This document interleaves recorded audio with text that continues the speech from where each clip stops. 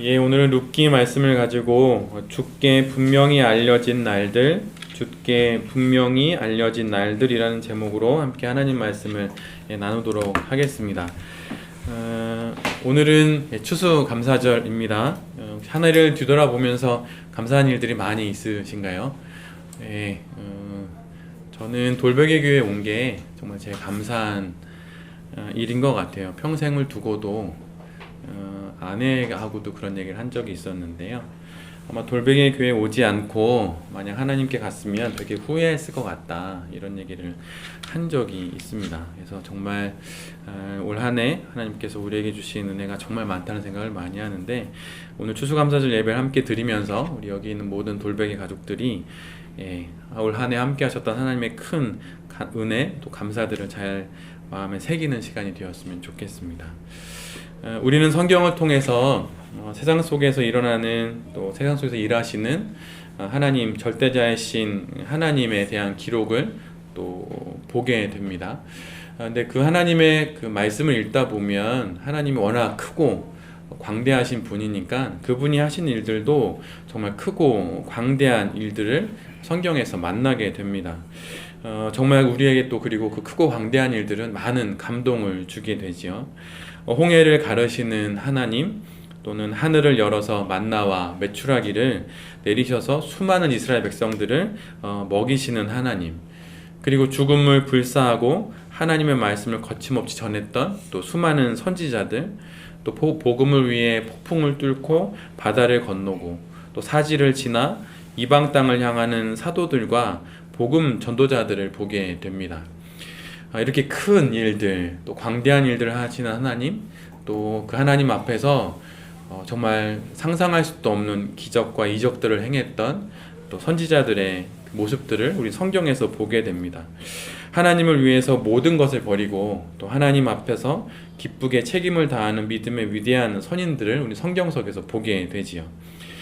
천지를 창조하신 하나님으로부터 시작된 성경은 다시 돌아오실 하나님의 이야기로 마무리 짓게 됩니다.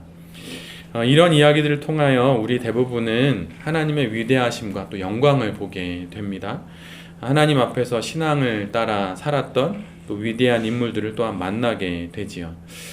그런데 사실 저는 이런 성경을 읽을 때마다 감동이 되기도 하는데, 이와는 반대로 이러한 이야기를 통해서 마음속에 약간 좀 부담스러움도 느끼게 됩니다. 그 이유는 무엇이냐면 저의 삶과는 너무나도 차이가 확연히 나는 그 위대한 선지자들의 이야기들을 보고 또 그들을 사용하셨던 하나님의 그 깊은 은혜를 볼 때마다, 물론 큰 은혜도 받지만 마음 한구석에서는 좀 소외감도 느끼게 돼요.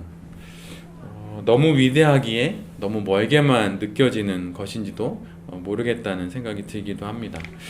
지극히 평범하고 또 실수와 실패를 마치 친구처럼 벗삼아 살아가는 우리들에게 있어서 성공적인 걸출한 믿음의 선인들의 삶은 동경의 대상이기도 하지만 동시에 넘지 못할 산이요 가다할 수 없는 다른 세상처럼 보이는 것도 사실입니다. 우리 중 누가 소년 다윗처럼 거인 골리앗에게 나아가서 맞서 싸울 수 있겠습니까? 또 우리 중 누가 베드로처럼 잠시라도 바다 위를 걸을 수 있겠습니까? 누가 스데반처럼 천사와 같은 얼굴로 죽음을 맞이할 수 있을까요? 누가 300명으로 수만의 적군과 싸울 수 있겠으며 누가 호세아와 같이 몸을 파는 여인과 결혼할 수 있겠습니까? 아무리 생각해도 우리는 그럴 만한 인물들이 되지는 못하는 것 같습니다. 그러기에 유진 피터슨의 말처럼 전혀 인상적일 것 없는 아주 평범한 우리로서는 그런 이야기들이 마치 별천지의 이야기들로 들리는 것이죠. 그리고 우리는 스스로에게 또 그런 이야기들 앞에서 나는 이런 삶은 못 살겠다, 그리고 나는 자격 미달이다, 이러면서 스스로 실격 판정을 내리기도 합니다. 죄 때문이든 또 고집 때문이든 아니면 다른 어떤 우발적인 요소 때문이든 어쨌든 나 자신은 그런 이야기에 어울리지 않는다고 생각을 합니다. 왠지 나는 좀 신앙이 부족하고 따라서 내 자신은 이런 거대한 이야기들과는 어울리지 않는다는 결론을 내리게 되는 것이죠. 그런데 이런 마음으로 성경을 읽다가 우리는 우리와 크게 다르지 않는 삶을 살았던 참으로 평범한 두 여인의 이야기를 만나게 됩니다.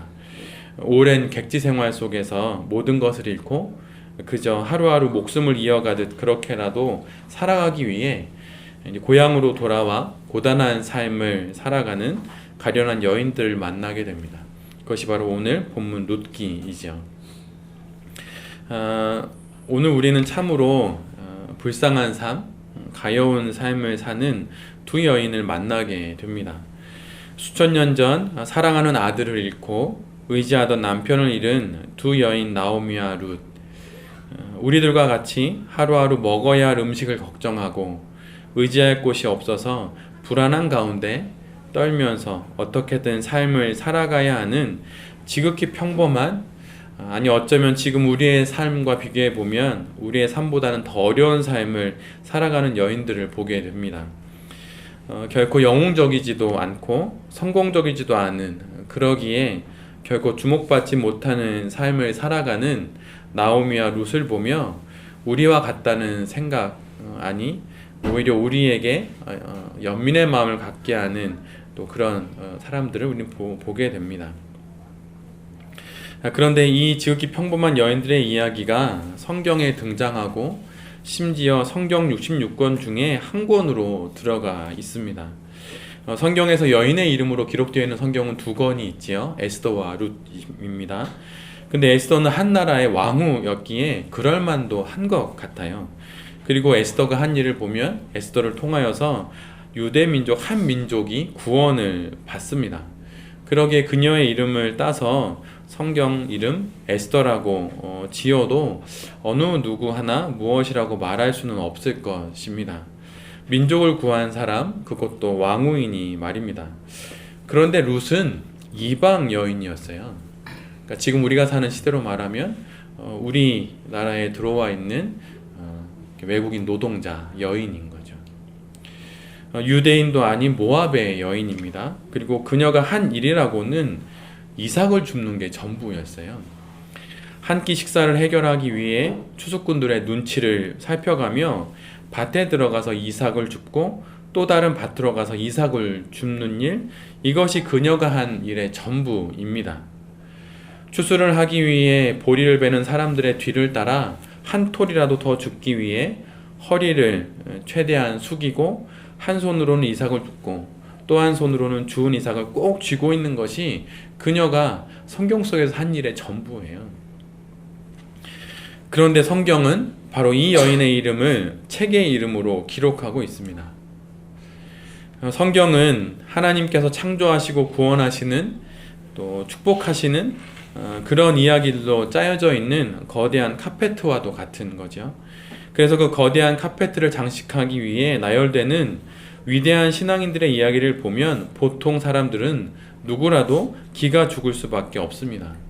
그러나 과부이자 가난한 이방인이었던 룻의 이야기는 그렇지 않음을 우리에게 보여줍니다. 그러기에 보잘것없는 이방인이었던 룻, 남편을 잃고 불안과 두려움 가운데 하루하루를 살아가며 해결해야 할 삶의 많은 문제들을 안고 있는 룻의 이야기는 성경이 우리에게 말하고자 하는, 즉 하나님께서 완성하시고자 하는 하나님 나라의 이야기가 우리가 생각하듯 결코 영웅들의 이야기가 아님을 보여줍니다. 마치 우리의 시선이 성경 속 위대한 인물들에게 머물러 신앙적 영웅주의에 빠지지 않게 하기 위해 우리의 신앙을 깨우듯 성경 속에 자리하고 있는 룻기는 우리 영혼의 시선을 이렇게 교정해 주는 것이죠. 그러면 우리의 영혼의 시선은 어디로 향해야 하는 것일까요? 우리의 시선이 마땅히 머물러야 하는 그 부분을 룻기의 마지막 장 마지막 절은 이렇게 기록합니다. 오벳은 이새를 낳고 이새는 다윗을 낳았더라. 룻이 아이를 낳았습니다. 그리고 그 이름을 오벳이라고 짓게 되죠. 근데 그가 바로 다윗의 아버지인 이새의 아버지였던 것입니다. 즉 다윗의 할아버지였던 것이죠. 대수롭지 않다는 듯 기록한 이 마지막 구절이야말로 룻기가 우리 모두에게 전하고자 하는 최후의 결론이자 결정적인 마무리입니다. 룻은 보아스와 결혼했고 그녀는 오벳을 낳았는데 그가 바로 이새의 아버지였고 다윗의 할아버지였다는 것입니다. 다윗, 의지할 데 없는 무명의 한 이방 여인, 그 과부인 여인이 다름 아닌 다윗의 증조모요 예수 그리스도의 조상이었다는 절묘한 이야기가 바로 룻기입니다. 그래서 룻기는 대수롭지 않은 평범한 인물, 아니 평범이라고 말하기에는 너무나도 절망적인 삶을 살아가는 이들에게도 그들의 삶이 그리스도 예수 안에만 있다면, 그래서 그 삶이 그리스도 예수에게 귀결되기만 한다면 결코 작고 하찮은 것이 아님을 우리에게 말해주고 있습니다. 그리고 그가 제 아무리 영웅적인 이야기의 주인공이라고 하더라도 그리스도 예수와 연결되어 있지 않다면 그것은 모두 헛된 이생의 자랑일 뿐인 것이지요. 그러기에 그가 영웅적인 인물이든 아니면 평범한 삶의 인물이든 그 여부에 상관없이 그가 오직 그리스도 예수에게만 귀결되는 삶을 살아간다면 그는 하나님이 이 땅에 쓰시는 하나님 나라 이야기의 주인공이 되는 것입니다. 그가 한 나라의 왕이든 하늘에서 불을 내리게 하는 선지자이든 왕후이든 배움이 있든 없든 남편과 자식을 잃은 여인이든 이런 것들은 하나님 나라 이야기를 써내려가는 조건이 결코 안 된다고 하는 것입니다. 성경은 우리에게 이런 조각들이 아니라 누구든지, 이런 조건들이 아니라 누구든지 자신의 삶이 하나님의 보신바 되고 하나님께서 오늘도 나와 함께 하신다는 그 사실을 알고 내가 지금 하는 모든 일들을 하나님께서 알고 계신다는 그것을 알고 믿어 힘들지만 어렵지만 그 삶의 자리에서 묵묵히 그리스도 예수에 대한 신앙을 지켜낼 때 비로소 그 삶이 하나님 나라 이야기의 한 부분이 되는 거라고 성경은 끊임없이 우리에게 말하고 있습니다. 올 한 해를 뒤돌아보면 우리는 참 많은 일들을 겪었습니다. 그리고 가끔은 상상하지 못했던 일들을 겪으면서 영화와 같은 일들을 또 경험들을 하게 된다는 생각을 하게 돼요. 돌베개 교회라고 하는 곳을 저는 작년 이맘때쯤에야 교회를 하나 세워야 되는 게 내 일인가 보다라고 여겼거든요. 근데 그 돌베개 교회가 이런 모양으로 만들어지리라고는 단 한 번도 꿈꿔보지 못했습니다. 그리고 돌베개 교회에서 지금 계신 여러 성도님들과 함께 예배 드리게 되리라고도 생각도 해본 적 없고요. 우리 모두가 지난 1년을 뒤돌아보면 지금 내가 여기 이곳에 있는 이 상황들에서 지난 1년을 뒤돌아보면 정말 영화와 같은 일들이다, 그런 고백을 하게 될 것입니다. 그런데 그 일들이 어떤 일이었든 간에 하나님에게, 예수 그리스도에게 귀결만 된다면 그 모든 것은 하나님 나라 이야기의 한 부분이 될 수 있는 것이죠. 자녀들을 키우며 밥 한 끼 해주고 먼 곳에서 한국으로 이사 오고 또 새로운 직장과 프로젝트 일들을 감당하고 그런 모든 것들이 우리에겐 되게 하찮은 일상처럼 다가오지만 늘 언제나 저 천상의 일들은 이 일상의 일들로 언제나 우리의 삶에 나타나게 되어 있습니다.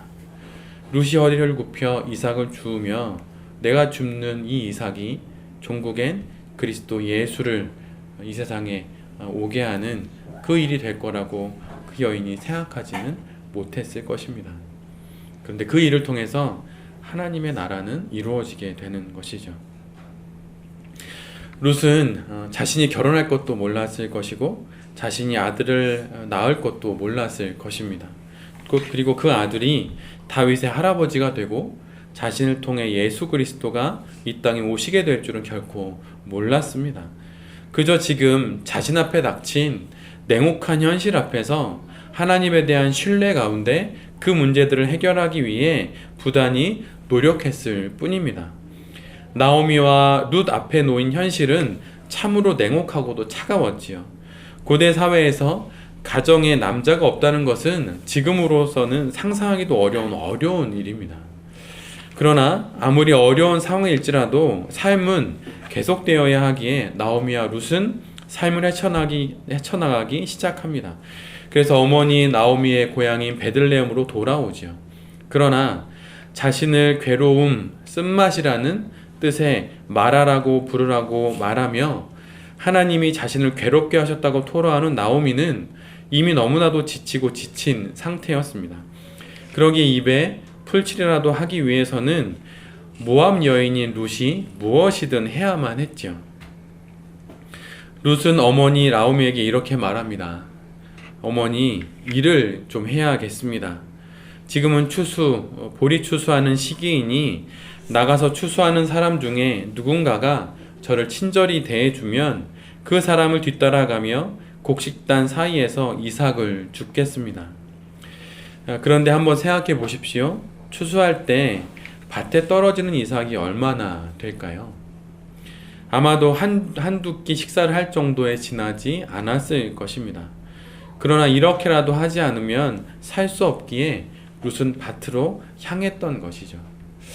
예전에 제가 가르쳤던 북한 아이들이 중국에 왔을 때 그때 자기가 생각했던 한 부분을 이야기한 적이 있어요.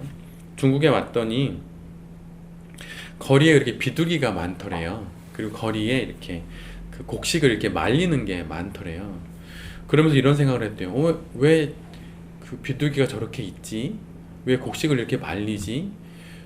그런 생각이 들었대요. 그래서 제가 왜 그런 생각이 들었어? 하고 물어봤더니 아이들이 하는 얘기가 비둘기가 있으면 다 잡아먹었대요. 자기들은 다 잡아먹고 또 곡식이 있으면 다 이렇게 가져가서 자기가 먹고 이제 그렇게 되는 것이죠. 그래서 한 끼만 해결할 수 있으면 뭐든지 했었던 거예요. 근데 나오미가 정말 그 한 끼를 해결하기 위해서 곡식을 아무리 주워도 그게 얼마나 될까요? 고작해야 그날 밤 하루 넘기는 게 전부였을 것입니다. 그래서 이 밭에서 이삭을 다 주우면 저 밭으로 가야 했고 또 저 밭에 또 이삭을 다 주우면 또 다른 곳으로 가야 했겠죠. 그러다가 우연히 엘리멜렉 집안과 관계된 유력한 사람 보아스에 속한 밭에 이르게 됩니다. 바로 그때 마침 보아스가 베들레헴에서부터 와서 추수하는 자들에게 이렇게 묻습니다. 저 젊은 여인은 누구이며 어디서 온 여인인가? 그러자 종은 이렇게 말하죠. 모압 땅에서 나오미와 함께 온 모압 여인인데 추수하는 사람들 뒤를 따라가며 곡식단 사이에서 이삭을 줍게 해달라고 하여서 이른 아침부터 지금까지 잠시도 쉬지 않고 여태까지 일하고 있습니다. 그러자 보아스는 룻을 바라보며 이렇게 말하지요. 내 딸이여 들으시오. 이제부터는 다른 밭으로 이삭을 주우러 가지 말고 여기 이 밭에 있고 그들이 어디서 추수하는지 잘 보고 그들을 따라가시오. 아무것도 걱정할 것 없소. 내가 내 종들에게 그대를 보살펴 줄 것을 지시해 두었고 목마르거든 가서 종들이 길어온 물통에서 얼마든지 물을 마시도록 하시오. 저는 사실 보아스의 이 말을 이렇게 읽으면서 보아스가 참 마음이 따뜻하다는 생각이 들었어요. 여러분 혹시 그 남자 성도님들은 한두 번 경험이 있는데 노가다를 뛰거나 막노동을 하거나 그러다 보면 정말 가끔은 너무 힘들게 일시키는 사람을 만나서 일할 때가 있어요. 그럼 막 아침에 가서 아침 7시부터 정말 해가 쨍쨍 내리는 동안 계속 막 일을 합니다. 근데 그때 좀 마음씨 좋은 일 시키는 사람은 한 3-4시간 일하면 잠깐 쉬어 이러면서 이제 빵이랑 우유 이렇게 딱 주면서 먹으라 하죠. 근데 이렇게 힘들게 일을 시켰던 사람도 만나보고 이렇게 마음씨 좋은 사람도 만나보고 이럴 때 그 마음씨 좋은 사람이 이렇게 우유랑 빵 한번 먹고 하시죠. 이렇게 말할 때 정말 그게 고맙더라고요. 근데 수천 년 전에 여인이 이삭을 막 줬습니다. 얼마나 목이 마를까요? 또 허리를 굽혀서 이삭을 주는 게 얼마나 힘들겠어요. 근데 물을 마시고 싶어도 남자들이 가서 막 등치 좋은 남자들이 가서 막 우통 벗고 막 물 마시는데 비집고 들어가서 물 마시기가 어렵죠. 근데 보아스가 그 룻의 그 갈증을 읽어내는 거예요. 목이 마르거든 가서 편안하게 물을 마셔도 됩니다. 내가 사람들에게 잘 이해하게 해 놓을 테니 가서 물을 편안하게 그냥 마셔도 됩니다. 근데 보아스의 이야기는 거기서 끝나지 않고 뒤에 이렇게 이어집니다. 그대가 남편이 죽은 후 시어머니에게 행한 모든 것과 부모와 고국을 떠나 전에 알지 못하던 백성에게로 온 일이 내게 분명히 알려졌소. 그대가 하나님의 날개 아래 보호받고자 왔으니 하나님께서 그대에게 후히 갚아 주실 것이요. 이 모든 일이 내게 분명히 알려졌소. 룻의 삶이 보아스에게 분명히 알려졌다 말합니다. 어떻게 알았을까요? 자세하게 그 경로는 알 수 없지만 룻이 어머니를 돌보고 또 어떻게든 살려고 아둥바둥했던 그 이야기가 소문에 소문을 거쳐 보아스에게 들려지는 것이죠. 룻의 삶이 보아스에게 분명 이렇게 들려졌듯 우리의 삶 역시 하나님께 분명히 알려져 있습니다. 올 한 해 우리가 살아온 삶의 많은 이야기들, 경제적으로 어려웠던 것들, 육신이 연약하여 아픔을 겪어야 했던 일들, 자녀로 인해 마음 아파하며 눈물로 지새워야 했던 일들, 오해받고 무시받아야 했던 그 모든 일들도 하나님께 분명히 알려져 있습니다. 주님께 이미 분명히 알려진 지난 날들이라고 하는 것이죠. 그리고 이 모든 문제를 안고 세상으로 나가지 않고 룻과 같이 하나님의 날개 아래 보호받고자 주님의 품으로 향했던 우리의 삶 역시 주님께 모두 다 알려져 있습니다. 그래서 주님께서 그걸 다 하시고 우리를 룻과 같이 대해 주심으로 후히 갚아 주셨기에 추수감사절을 맞는 이 날에 우리가 그토록 감사할 게 많은 것이죠. 우리의 가정에서의 삶에, 또 직장에서의 삶에, 교회에서의 삶의 그 모든 것들이 하나님께 분명히 알려지게 되었고, 그래서 우리가 이렇게 주의 날개 그늘 아래에 이렇게 머물면서 오늘 이곳에 우리가 있는 것입니다. 우리가 여기에 오늘 추수감사절을 맞아 이렇게 예배 드릴 때 한번 지난 한 해를 한번 뒤돌아 마음속으로 생각해 보았으면 좋겠습니다. 아무도 모를 것만 같았던 그 순간들, 또 하나님마저도 모를 것만 같았던 그 순간들, 근데 그 순간들이 룻의 모든 소문들이 저 멀리에 있는 보아스에게 알려졌듯 우리에게도 다 이미 우리의 이야기도 하나님께 그렇게 알려졌다고 하는 것이죠. 우연히 엘리멜렉의 친족 보아스의 밭에 이르러서 룻이 이삭을 주었지만 세상 사람들은 그걸 우연이라고 말할지 모르지만 우리는 그것을 하나님의 섭리라고 말합니다. 지난 세월, 올 한 해 우리의 모든 나날들이 주께 분명히 알려졌듯이 이후로도 우리가 살아가는 모든 삶들 역시 그렇게 주님께 알려지게 될 것입니다. 그러기에 어떤 어려움을 만나든 어떤 사연과 사건을 만나든 나의 모든 날들을 분명히 알고 계신 하나님을 바라보며 아름답게 또 인내하며 또 주 안에서 아름다운 성도로 잘 살아가는 여긴 우리 모두가 될 수 있기를 기도드립니다. 아멘.